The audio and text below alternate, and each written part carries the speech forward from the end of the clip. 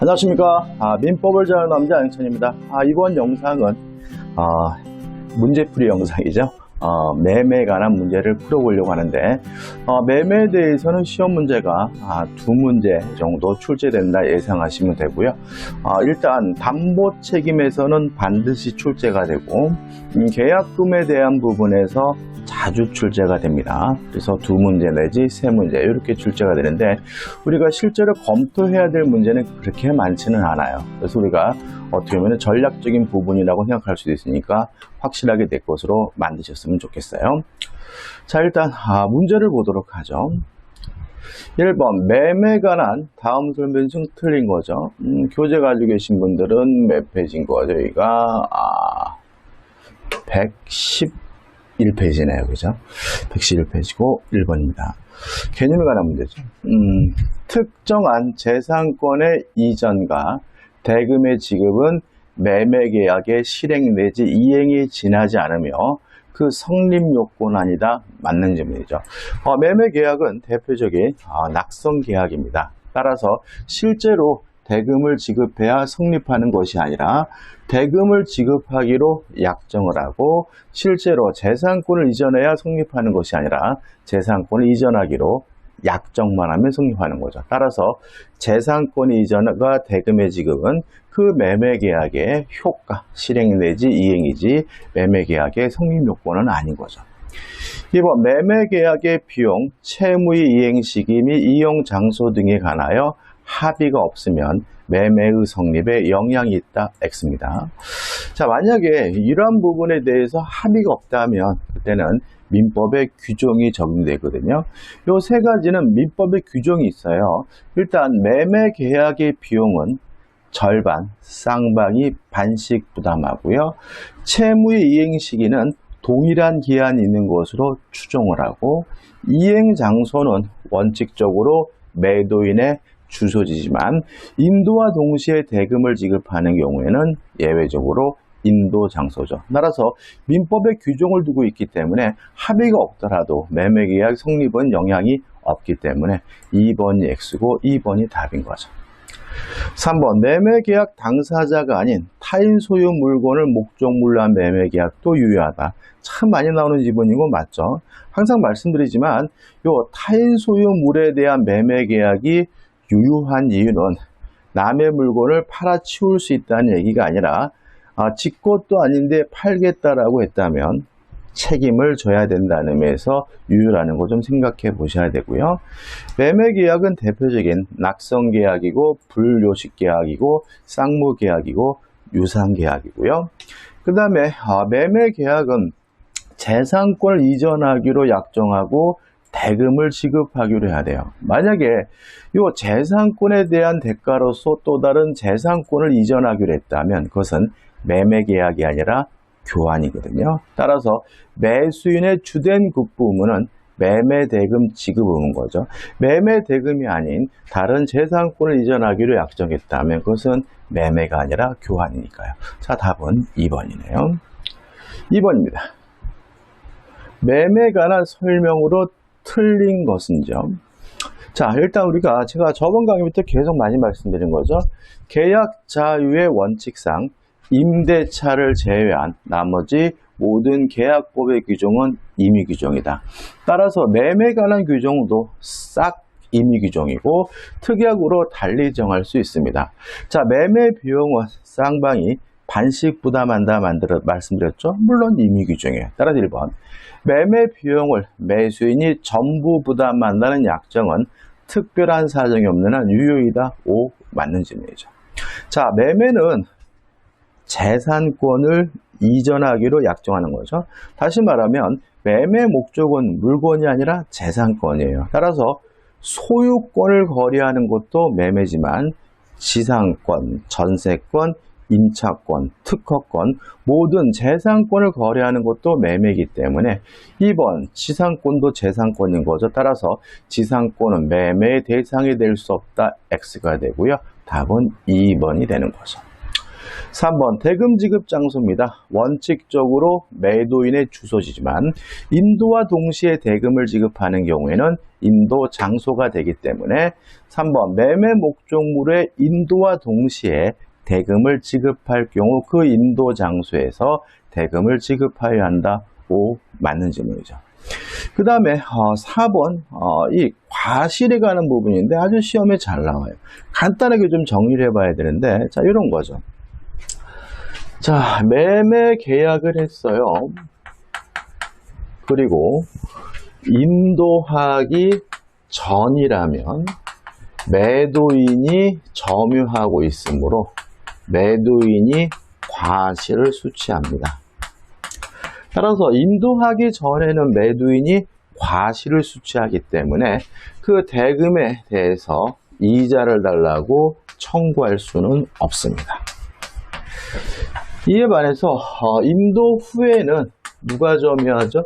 매수인이 점유하니까 매수인이 과실을 수취하게 됩니다.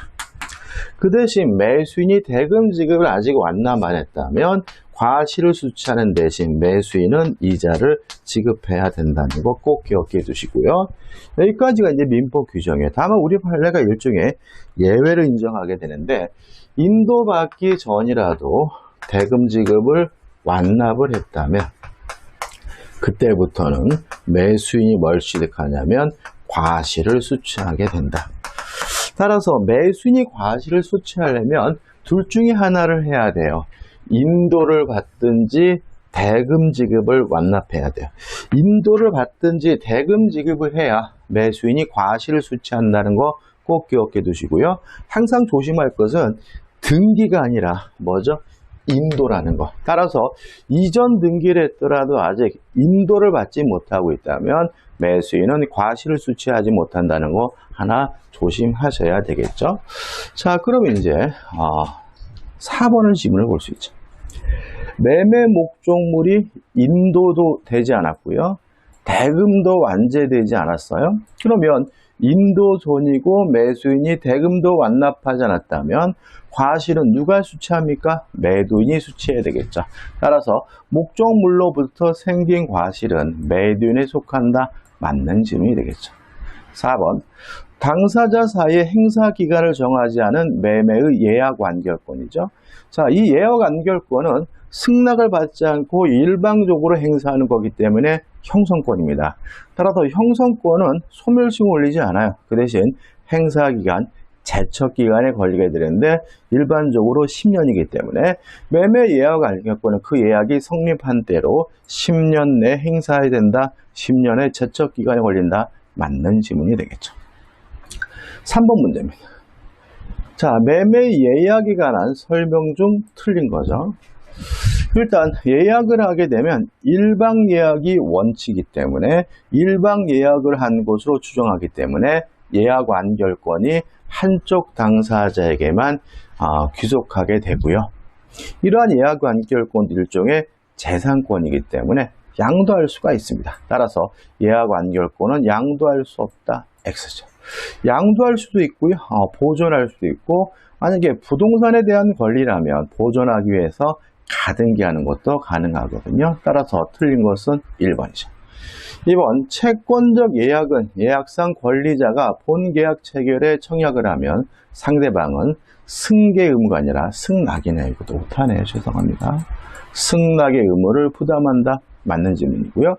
3번 예약은 채권계약입니다. 다시 말하면 예약을 한다 그래서 물권이 변동되는 것은 아닌 거죠. 4번 서면에 의하지 않은 증여 예약은 해지할 수 있다. 맞는 지문인데 시험 범위는 아니니까 신경 쓰지 마시고요. 그 다음에 5번인데 타인의 소유 물건에 대해서 매매 계약이 가능하고도 유효한 것처럼 예약도 가능하겠죠. 따라서 5번 매매 일방 예약은 타인의 물건에 관해서도 성립할 수 있다. 맞는 질문이고 물론 사서라도 넘겨줘야 되는 책임이 발생한다는 의미가 되겠죠. 답은 1번입니다. 4번입니다. 계약금에 관한 설명 중 틀린 것을 찾네요. 자, 1번 계약금 계약은 대표적인 요물 계약입니다. 또 계약금 계약은 대표적인 종된 계약입니다. 다시 말하면 매매 계약이 성립되고 성립되어 있어야 존재할 수 있는 종된 계약이죠. 매매 계약이 주된 계약이고 계약금 계약은 종된 계약이에요. 근데 조심할 것은 뭐냐면 주된 계약과 동시에 성립하여야 한다. 이거는 X인 거죠. 동시에 할 필요는 없어요. 먼저 매매 계약을 하고 나중에 추가로 계약금 계약을 하는 것도 가능하기 때문에 주된 계약인 매매 계약과 동시에 해야 되는 것은 아니므로 2번이 답이죠. 3번, 매매 계약에 있어서 계약금은 해약금으로 추정됩니다. 따라서 원칙적으로 계약금이 수수가 됐다면 해약금을 이유로 계약을 해지하는 것이 가능하고요. 언제까지 할 수 있느냐? 4번, 해지할 수 있는 기간은 당사자 일방이 이행에 착수할 때까지죠. 따라서 일방이라도 이행에 착수가 있으면 더 이상 해약금을 이유로 계약을 해지할 수 있는데 이행 착수 시기에 대해서 우리 판례는 중도금 지급이죠. 그래서 중도금의 지급을 시작하게 되면 이행에 착수가 있기 때문에 원칙적으로 해약금을 이유로 계약을 해지할 수가 없습니다. 5번, 해약금에 의한 해제입니다. 자, 해제를 하게 되면 계약이 소급적으로 소멸하게 돼요. 해제니까. 근데 문제는 이행 착수 전 이행한 것이 없기 때문에 원상회복 문제는 생기지 않고요. 또 해약금에 의한 해제는 채무 불이행이 아니기 때문에 손해배상 청구 문제도 발생하지 않습니다. 5번, 해약금에 의한 해제 효력은 채권 관계를 소급적으로 소멸하게 하며 손해배상 청구나 원상회복 문제는 생기지 않는다는 질문 맞는 질문이 되고요. 이걸 좀 이해하실 필요가 있어요. 항상 여러분들이 문제가 되는 것은 뭐냐면 위약금과 해약금을 막 짬뽕으로 기억하는 경우가 있는데 위약금은 뭐예요? 계약을 위반했을 때를 대비해서 교부되는 금전이고 해약금이라는 것은 계약을 해지할 수 있는 금전이라는 얘기니까 두 가지 개념은 다르니까 좀 조심하시기 바랍니다. 답은 2번이죠. 5번입니다. 매매 효력에 대한 설명이다 틀린 것을 찾으라고 하네요. 자, 이제 담보 책임에 관한 문제가 나오고 있는데요. 가장 중요한 것은 뭐냐면 첫째, 담보 책임에 관해 중요한 거 매도인에게 아무런 고의도 과실도 요구하지 않는 무과실 책임이다. 첫 번째 기억해야 될 거고 두 번째, 권리의 하자가 있는 경우에 매수인이 만약에 선이라면 당연히 담보 책임을 묻는 것이 가능하다. 다만 악의 매수인은 원칙적으로 담보 책임을 물을 수가 없는데 매수인이 악이라 하더라도 담보 책임을 물을 수 있는 경우가 있다. 세 가지를 꼭 기억해 두셔야 되는데 첫째, 전부 타인의 권리인 경우죠. 권리인 경우 계약의 해제는 악의 매수인도 할 수가 있습니다. 두 번째, 일부 타인의 권리인 경우에 대금 감액 청구는 악의 매수인도 할 수가 있고요. 세 번째, 매매 목적물에요. 저당권, 전세권이 설정되어 있었고 이 저당권, 전세권이 실행되는 바람에 권리를 취득할 수 없거나 상실하게 됐다면 악의 매수인도 해제할 수 있고 손해배상도 청구할 수가 있는 거죠. 꼭 기억해 두셔야죠. 그 다음에 세 번째로 물건의 하자입니다. 물건의 하자에 대해서는 매수인이 선이고 무과실이어야 한다. 따라서 물건의 하자에 대해서는 악의 매수인에게 아무것도 인정되지 않는다는 거 기억해 두셔야 되고요. 그 다음에 제척기간인데 권리 하자는 제척기간이 1년입니다. 만약에 매수인이 선이라면 언제부터 1년이냐면 앞날로부터 1년이 되고요. 매수인이 악이라면 매매 한 날로부터 1년이겠죠. 자, 물건의 하자의 경우는 제척기간이 6개월입니다. 근데 매수인이 항상 선이죠. 선이고 무과실이지만 담보 책임을 물을 수 있죠. 따라서 이 물건의 하자에 대해서는 항상 앞날로부터 6월임을 주의하시기 바라고 마지막으로 전부 타인의 권리인 경우와 저당권, 전세권의 실행의 경우에는 제척기간의 제한이 없다. 따라서 10년 지나든 20년이 지나든 전부 타인의 권리나 또는 저당권, 전세권의 실행으로 권리를 취득하지 못하거나 박탈당한 경우에는 담보 책임을 물을 수 있다는 거 잊지 마시기 바랍니다. 이 정도가 가장 핵심입니다. 실제로 여러분들이 가지고 계시는 교재들을 보면 양이 대단히 많은 부분인데 시험 문제는 반드시 나오는 부분이기 때문에 제가 방금 정리해드린 거 꼭 기억해 두셔야 되겠죠. 5번 문제. 매수인이 계약 1번입니다. 당시에 목적물의 하자죠. 자, 물건의 하자에 대해서 담보 책임을 물으려면 매수인은 선이고 무과실이어야 되니까 매수인이 계약 당시에 목적물의 하자가 있음을 알고 있었을 경우에는 매도인이 하자 담보 책임을 부담하지 않는다. 맞는 질문이 되겠죠. 2번 매매는 쌍무 계약인 바 매도인은 재산권을 이전해야 되고 매수인의 대금을 지급해야 된다. 매매 계약의 효과 지문이네요. 맞는 질문이죠. 3번 매매 계약의 성립과 동시에 목적물로부터 생긴 과실은 매수인에 속하므로 아니죠. 인도하기 전이면 이 과실은 누가 갖습니까? 매도인이 가지므로 매수인에 속하므로 매도인이 목적물을 인도할 때 이를 함께 이전해야 한다. X가 되고요. 답은 3번이 되는 거죠. 4번 매수인에게는 목적물을 수령할 권한이 있으며 따라서는 신의칙상 목적물 수령 의무가 있다고 봅니다. 따라서 수령을 거부하는 것도 수령을 지체하는 것도 채무 불이행이 될 수가 있는 거죠.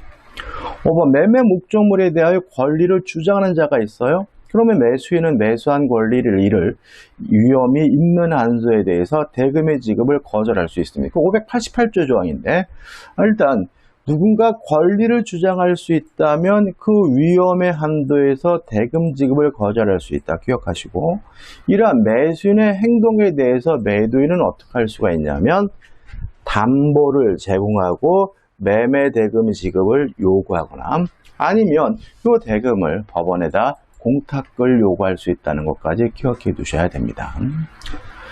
자, 이제 다음 문제죠. 6번입니다. 매도인이 담보증에 관한 설명을 옳지 않은 거죠. 1번 특정물 매매의 경우 목적물의 하자가 있어.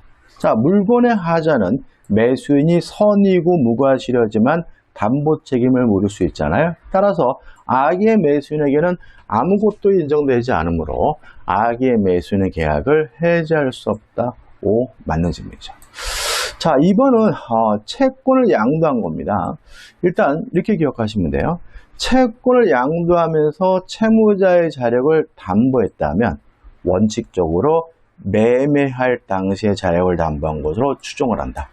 다만 변제기가 도래하지 않은 경우에는 변제기의 자력을 담보한 것으로 추정한다. 이렇게 기억하면 되거든요. 따라서 변제기가 도달했으니까 매도할 당시에 자력을 담보한 것으로 추정하니까 2번 변제기에 도달한 채권의 매도인이 채무자의 자력을 담보한 때는 매매계약 당시 자력을 담보한 것 추정한다. 맞는 질문이고 과거 이 추정한다를 간주한다로 바꿔서 출제된 적이 있으니까 좀 조심하시기 바랍니다.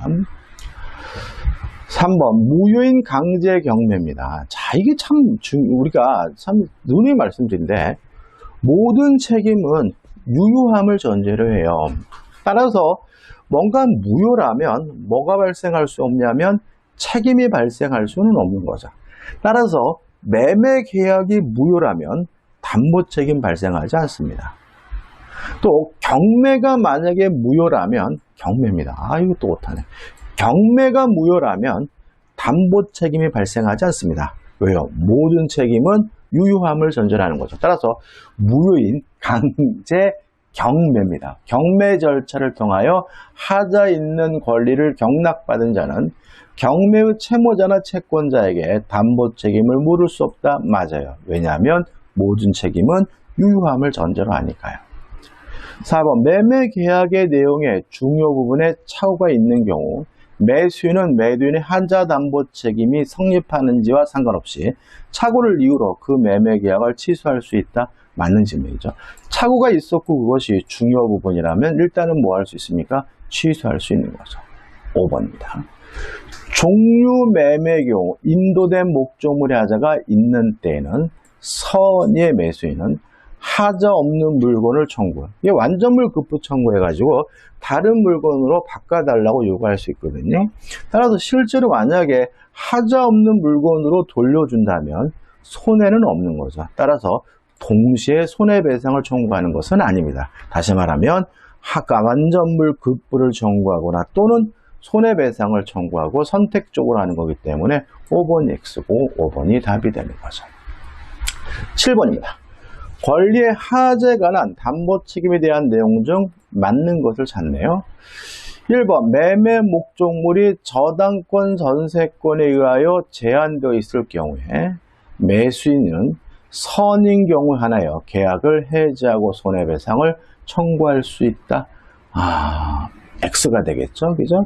다시 말씀드리지만 조금 지문이 마음에 들진 않는데 저당권 전세권의 실행으로 권리를 취득할 수 없거나 상실하게 된 경우에는 악의 매수인도 계약을 해지하거나 손해배상을 청구할 수 있기 때문에 선인 경우에 하나여 해지나 손해배상을 청구할 수 있다는 질문은 X가 되는 거죠.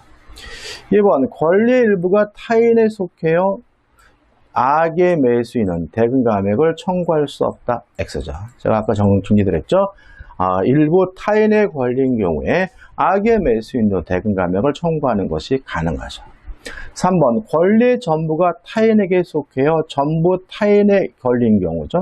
자, 그럼 다시 한번 보시면 자, 권리의 하자는 제척기간이 1년, 물건의 하자는 6월이고 선이면 앞날로부터 1년 내지 6월, 악이면 한 날로부터 1년이죠. 그 다음에 전부 타인의 권리인 경우와 저당권 전세권의 실행의 경우에는 제척기간에 제한이 없어요. 그죠? 따라서 권리의 전부가 타인에 속했음을 이유로 매수인이 계약 해제권과 손해배상 증후권 행사하는 경우에는 제척기간의 적용이 있다. X. 전부 타인의 권리인 경우에는 제척기간의 적용이 없죠. 4번 권리의 전부가 타인에게 속해요. 그러면 악의 매수인은 해지할 수 있죠. 악의 매수인은 해제만 할 수 있고 손해배상을 청구할 수 없어요. 따라서 매수인은 선인 경우에만 손해배상을 청구할 수 있다. 맞는 질문이고 답은 뭐죠? 4번이 되는 거죠. 5번 권리의 일부가 타인에게 속해요. 그러면 선의 매수인이라면 계약을 언제 해지할 수 있냐면 잔존 부분이면 매수하지 않았을 경우 하나요. 계약이 해지할 수 있거든요. 선인 경우에만. 따라서 원칙적으로 무조건 해지할 수 있는 것은 아니기 때문에 5번은 X입니다. 다시 말하면 일부가 타인인 경우에 선의 매수인만 계약을 해지할 수 있습니까? 언제요? 잔존 부분만이면 매수하지 않았을 것이라는 가상적 의사가 인정되는 경우에만. 따라서 5번도 X죠. 답은 4번입니다. 자, 이제 8번입니다. 8번. 하자 담보 책임에 따른 매수인의 다음 권리 중 악의 매수인도 행사할 수 있는 거죠. 다시 한번 생각해 볼까요? 첫째, 전부 타인의 권리인 경우에 해제. 두 번째, 일부 타인의 권리인 경우에 대금 감액 청구. 세 번째, 저당권 전세권의 실행으로 권리를 취득할 수 없거나 상실하게 된 경우에 해제와 손해배상이죠. 따라서 1번 권리의 일부가 타인에게 속해요. 그러면 악의 매수인도 대금 감액을 청구할 수 있으니까 그 권리를 취득하여 이전할 수 없는 경우 대금 감액 증후권 1번이 답이 되는 거죠. 요거 반드시 악의 매수인이 할 수 있는 거 암기하셔야 됩니다. 자, 그 다음에 이제 9번 문제죠. 다음 중 선의 무과실을 요건으로 하는 매도인의 담보 책임이죠. 하나죠. 물건의 하자의 경우죠. 물건의 하자로 인한 경우는 선의 무과실의 매수인만 담보 책임 물을 수가 있습니까? 3번 목적물의 하자가 있는 경우죠. 나머지 것들은 아닙니다. 그죠? 간단하죠, 여러분들. 알면 참 쉬워요. 10번 다음의 경우에 담보 책임 중 1년의 제척기간의 적용을 받지 않는 경우죠. 자, 제척기간의 적용을 받지 않는 경우. 첫째, 전부 타인의 권리인 경우하고 두 번째, 저당권 전세권의 실행으로 권리를 취득할 수 없거나 상실한 경우잖아요. 따라서 1번 보시면 매매 목적이 된 권리 어디 가요? 전부가 타인에게 속하여 매도인이 그 권리를 취득하여 매수인에게 이전할 수 없는 경우, 전부 타인의 권리인 경우에는 제촉기간의 적용이 없기 때문에 답은 1번이 되는 거죠. 자, 11번입니다. 환매에 대해서도 가끔 시험 문제가 나와요. 일단 환매에서 가장 중요한 것은 뭐냐면 환매 기간에 제한이 있죠. 부동산은 5년, 동산은 3년을 넘지 못합니다. 만약에 넘는다면 그 기간으로 단축된다는 거 꼭 기억해 두시기 바라고요. 그 다음 가장 중요한 특징이 뭐냐면 연장할 수가 없어요. 그래서 요 5년, 3년이라는 기간은 연장할 수가 없기 때문에 5번 환매 기간을 정했다 하더라도 이를 합의하여 연장할 수 있다는 질문은 X고요. 답은 5번이 됩니다. 그 다음에 또 특징은 매매 계약과 동시에 해야 된다. 뭘 동시에 하냐면 환매 특약과 매매 계약 동시에 해야 된다는 거 기억해 두시고, 그 다음에 4번 또 등기, 환매에 관한 등기와 매매에 관한 이전 등기 동시에 해야 됩니다. 그럼 요 네 가지가 전부예요. 정리해 볼까요? 자, 일단 환매 특약은 매매 계약과 동시에 해야 되고요. 환매권 보류를 등기, 환매권에 관한 부기 등기도 매매에 관한 이전 등기와 동시에 해야 된다는 거 기억해 두시고, 그 다음에 환매 기간은 제한이 있는데 부동산은 5년, 동산은 3년을 넘지 못하고, 가장 중요한 특징은 당사자 간 합의로도 이 기간을 연장할 수 없다는 거 꼭 기억해 두셔야 되겠죠. 3번은 일반적입니다. 환매권자는 최초일에 매매 대금과 매수인이 부담한 매매 비용을 반환하고 환매할 수 있다. 물론 이것도 임의 규정이기 때문에 특이하고도 달리 정할 수 있습니다. 답은 5번이죠. 자, 이렇게 해가지고 레벨 1 문제를 풀어봤고요. 이제 레벨 2에 관한 문제를 풀어봐야 되겠죠. 아이고, 레벨 2를 풀어봐야 됩니다. 이게 잠시만요. 자, 레벨 2 매매에 관한 문제 풀어보겠습니다.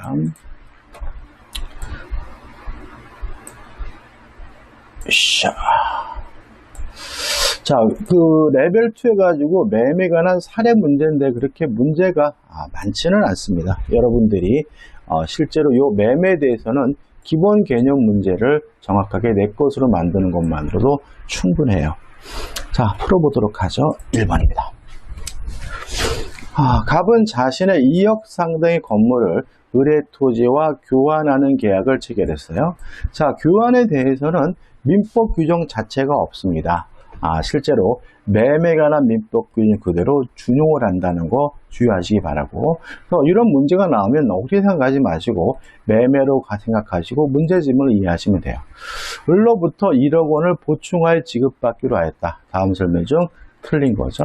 1번 갑과 을 사이의 계약은 불요식계약이다. 자, 우리 민법상 계약 중에서 요식계약은 단 하나도 없어요. 다 불요식계약. 말로 하든 문서로 하든 어떤 것이든 상관이 없습니다. 2번 갑과 을은 특별한 사정이 없는 한 서로 하자 담보 책임을 지지 않는다. X입니다. 답은 2번이 되는데, 왜냐하면 교환에 대해서는 매매에 관한 민법 규정이 준용이 되기 때문에 매매에 관한 하자 담보 책임이라는 민법 규정도 당연히 교환에도 적용이 되겠죠. 따라서 답은 2번이죠. 참 쉽죠?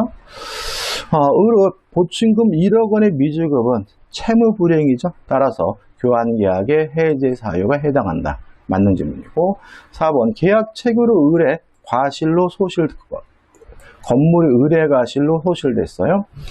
그러면 어떻게 됩니까? 지금 을의 과실로 다른 거라도 줘야 되겠죠. 그죠? 다시 말하면 을의 보충금 지급 의무는 소멸하지 않겠죠. 계속해서 지급 의무는 있는 겁니다. 물론 상대방이 채무 불이행을 이유로 계약을 뭐 할 수 있어요? 해제할 수는 있지만 해제하기 전까지는 이 계약 자체는 유효한 거죠. 왜요? 후발적 불능은 유효하니까요. 따라서 보충금 지급 의무도 해제하기 전까지는 유지되니까 4번은 맞는 질문이죠. 5번 보충금의 지급기간을 정하지 않았다면 을은 건물을 인도받은 날로부터 지급하지 않은 보충금 이자를 갑에게 지급해야 한다. 왜냐하면 우리가 매매에 관한 민법 규정이 준용이 되니까 매수인이 인도받으면 인도받은 날로부터 과실을 수취하는 대신 대금에 대해서 뭘 지급해야 돼요? 이자를 지급한다는 규정이 적용이 되겠죠. 따라서 5번은 맞는 지문이고 답은 2번입니다. 2번 문제입니다. 갑이 그 소유 토지를 을에게 매도한 경우에 법률 관계에 관한 다음 설명 중 옳지 않은 것, 틀린 걸 찾네요. 1번. 을이 갑으로부터 토지를 인도받아 점유 사용하고 있어요. 그러면 매수인이 인도받고 있죠.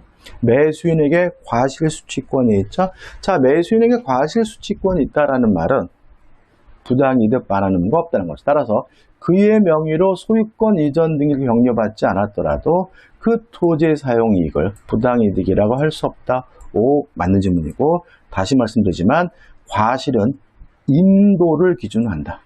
저 등기는 뭐하지 않습니까? 고려하지 않는다는 거 꼭 기억해 두셔야 되겠죠.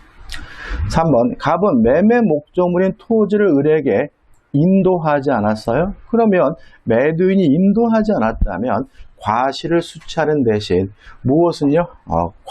대금의 이자는 받을 수 없잖아요. 따라서 을에게 인도하지 않은 한 을의 대금 지급 의무의 이행 지체를 이유로 매매대금 이자 상당액을 손해배상으로 청구할 수 없다. 맞는 질문이죠. 과실을 수취하는 대신 이자는 뭐 할 수 없습니까? 받을 수가 없는 거죠. 3번입니다. 을이 토지에 대한 소유권 이전 등기를 격려받았어요. 등기를 격려받았죠. 그 다음에 매매대금을 완납하지 않았어요. 그러면 자, 인도받았다는 얘기가 없죠. 자, 우리가 인도를 받든지 아니면 대금을 완납하든지 그래야 매수인에게 과실수취권이 인정되는데 등기를 받았고 대금을 안 냈대요. 그러면 인도받지 않은 것이니까 매수인에게 과실수취권이 없으므로 토지로부터 발생하는 과실은 을에게 기속한다는 질문은 X가 되고요. 답은 3번이 되는 거죠. 4번. 특별한 사정이 없는 한 토지의 인도 전이라도 을이 매매대금을 완납했어요. 그러면 매수인이 인도받지 않았더라도 대금을 완납했다면 과실수취권이 인정되기 때문에 그 이후 토지로부터 생긴 과실의 수취권 을에게 기속된다. 맞는 질문이죠. 답은 뭐죠? 3번입니다. 다시 한번 정리해볼까요? 자, 이거잖아요. 매매 계약 후 인도하기 전이라면 매도인이 과실을 수취하고 그 대신 뭐를 받지 못합니까? 이자를 받지 못한다. 인도 후에는 매수인이 과실을 수취하고 그 대신 뭘 줘야 돼요? 이자를 지급해야 된다. 우리 판례에 따른다면 인도하기 전이라도 매수인이 대금 지급을 완납했다면 매수인이 과실을 수취한다. 따라서 매수인이 과실을 수취하려면 인도받든지 대금 지급을 완납해야 되는 거죠. 뭘 기준으로 하지 않습니까? 등기를 기준으로 하지 않는다는 거 조심하시기 바랍니다. 이렇게 정리하면 헷갈리지 않겠죠. 그죠? 아마 또 헷갈려 하신 분이 계실 것 같아서. 5번 보시면 매매 계약이 취소된 경우 선의 을에게 과실수취권이 인정된 이상 선의 갑은 매매대금의 운영이익 내지 법정이자를 반환하지 않아도 된다. 이거 맞는 질문이죠. 따라서 이 문제의 답은 몇 번이 됩니까? 3번이 되는 거죠. 자, 3번 문제입니다. 자, 담보침해 사례 문제죠. A가 A 토지, 비소유의 토지 200평을 평당 20만 원에 해서 4천만 원을 매수했어요. 실측해본 결과 180평으로 확인됐어요. 그러면 수량 부족이죠. 자, 수량 부족의 경우에는 악의 매수인에게 아무것도 인정되지 않습니다. 선의의 매수인만 대금 감액을 청구하거나 해제하거나 손해배상을 청구할 수 있는 거죠. 따라서 맞지 않는 것, 틀린 것을 찾는데 1번 수량을 지정한 매매에 해당한다. 이게 맞는지 이런 말이 나오는 이유는 뭐냐면 평당 얼마 이렇게 계약을 하면 수량 지정 매매가 되고요. 평당 얼마 이렇게 수량 지정 매매가 돼야 수량이 부족하다는 이유로 담보 책임을 물을 수 있다는 것이 우리 판례입니다. 2번 악의 매수인에게 아무것도 인정되지 않으니까 A가 선인 경우 안에 담보 책임을 물을 수 있다. 맞는 질문이고요. 3번 선이니까 1년이란 제척기간은 언제부터 1년이겠습니까? 안날로부터 1년이겠죠. 한 날로부터 1년이 아니겠죠. 따라서 A는 계약 한 날로부터 1년 이내에 담보 책임을 물어야 한다는 질문은 X가 되고요. 답은 3번이 되는 거죠. 4번 담보 책임의 내용은 권리의 일부가 타인에 속하는 경우에 있어서 담보 책임 내용과 같습니다. 다시 말하면 둘 다 대금 감액을 청구하거나 해지하거나 손해배상을 청구할 수가 있는 거고요. 5번 A는 대금 감액 청구권을 갖는다. 맞겠죠?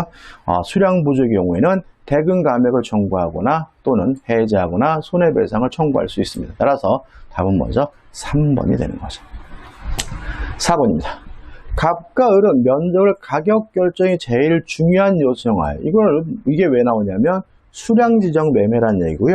수량 지정 매매야 수량 부족을 이유로 담보 책임을 물을 수 있기 때문에 그런 겁니다. 갑의 토지 100평을 을에게 매매하였으나 매수 후 을이 측량 결과 90평으로 밝혀진 경우 갑의 담보 책임에 관한 설명으로 틀린 거죠. 1번. 자, 악의 매수인에게는 수량 부족의 경우에 아무것도 인정되지 않으니까 1번 을이 선인 경우 대금 감액과 손해배상을 청구할 수 있다. 맞고요. 을이 악인 경우 대금 감액과 손해배상을 청구할 수 없다. 맞는 질문이죠. 3번 을이 악인 경우 아무것도 인정되지 않아요. 해제도 할 수 없는 거죠. 따라서 계약의 목적을 달성할 수 없을 때 계약 해제를 주장할 수 있다. X죠. 자, 악의 매수인이 해제할 수 있는 경우는 전부 타인의 권리인 경우 하나죠. 전부 타인의 권리인 경우가 저당권, 전세권, 실행 경우죠. 답은 3번입니다.